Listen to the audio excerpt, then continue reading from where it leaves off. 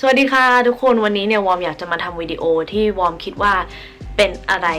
ที่มีประโยชน์กับหลายๆคนสิ่งของ10อย่างที่แบบวอมคิดว่ามันจำเป็นที่จะต้องเอามาจากที่ประเทศไทยมาที่ประเทศอังกฤษนั่นเองนะคะสำหรับคนที่แบบอยากจะมาเรียนต่อที่นี่หรือว่าได้งานที่นี่แล้วก็จะต้องยกย้ายรากฐานอะไรมาที่นี่นั่นเองนะคะ10สิ่งของนี้นะคะจะเป็นอะไรที่วอมคิดว่าคือมันหาซื้อยากในที่ประเทศอังกฤษหรือว่าแบบว่ามันซื้อที่ประเทศไทยแล้วมันถูกกว่าแล้วก็ควรที่จะเอามาที่นี่ประมาณว่าของแรไอเทมที่นี่นั่นเองนะคะอย่างที่1เลยนะคะที่วอมคิดว่าเพื่อนๆน่าจะเอามาก็คือ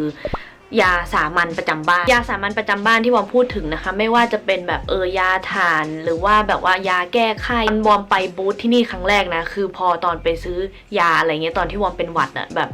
กินเข้าไป3 วันอะไรเงี้ยยังไม่หายเลยคิดดูดิคือแบบยาของเขาที่เนี่ยรู้สึกว่ามันแรงไม่พอไม่เหมือนกับที่เขาผลิตในที่เมืองไทยแล้ววอมคิดว่าเอาไอ้นี่มามันก็เจ๋งนะไอ้ที่โกเอียแปะข้างหลังอะไรเงี้ยคือสำหรับคนที่แบบชอบปวดหลังบ่อยๆก็เอามาก็ดีนะคะอย่างที่2นะคะที่วอมคิดว่าเพื่อนๆน่าจะเอาติดมาด้วยก็คือรองเท้าแตะนั่นเองนะคะรองเท้าแตะในที่นี้นะคะไม่ใช่แบบว่าพวกสไตล์แบบฟลิปฟลอปอะไรอย่างงี้นะที่แบบว่าเป็นรองเท้าแตะแบบว่า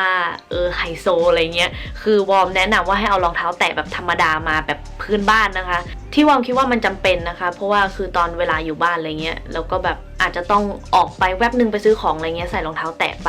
ก็น่าจะสะดวกดีประโยชน์ของรองเท้าแตะนะคะคือถ้าใครสมมติเช่าอยู่หอ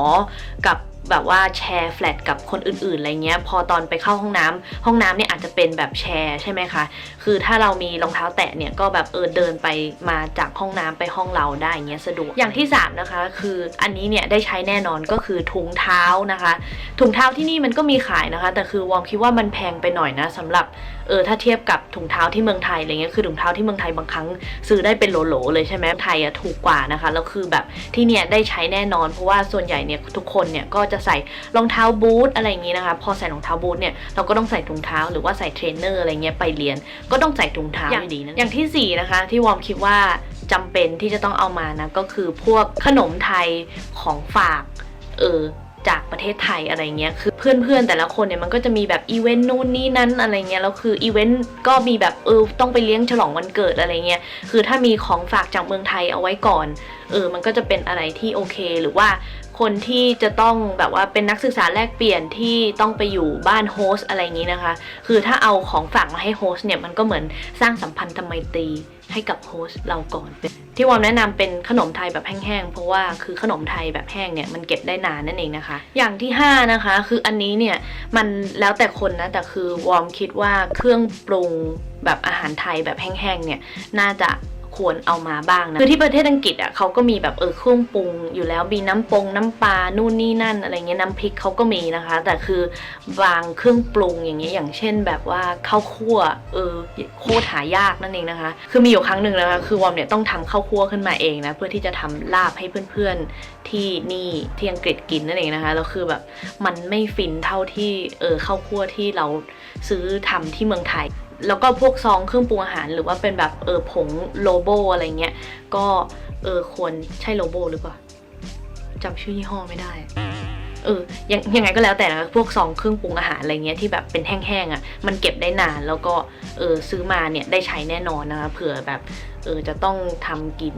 อย่างที่6นะคะก็คือที่มาร์กหน้านั่นเองค่ะเฟซมาร์กคือเฟซมาร์กที่เมืองไทยเนี่ยมันถูกกว่าที่นี่นะคะแล้วคือที่นี่เนี่ยเขาก็มีเฟซมาร์กนะแต่ว่าเขาไม่ได้ขายเป็นแบบแพคเกจจิ้งเหมือนของ